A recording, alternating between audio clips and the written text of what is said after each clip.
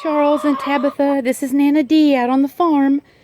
I was curious to know whether chickens like to eat tomatoes. So I'm going to do a scientific experiment and see. I'm going to give them some tomatoes to eat. Here's the tomatoes. Let's give them one to see what they do. Here, chick, chick. I chased it like a ball. They're going to eat it. They're pecking at it. Do they like it?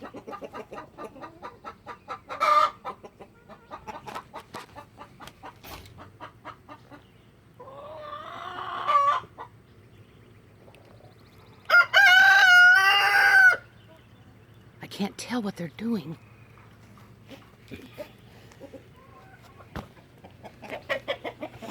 Oh, she's really eating and she likes it.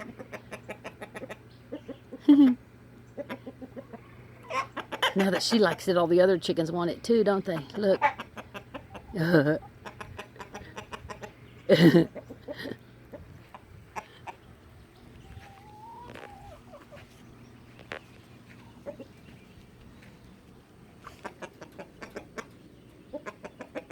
Oh yeah, they like tomatoes fine, don't they? I'm gonna give them some more since they like them so much.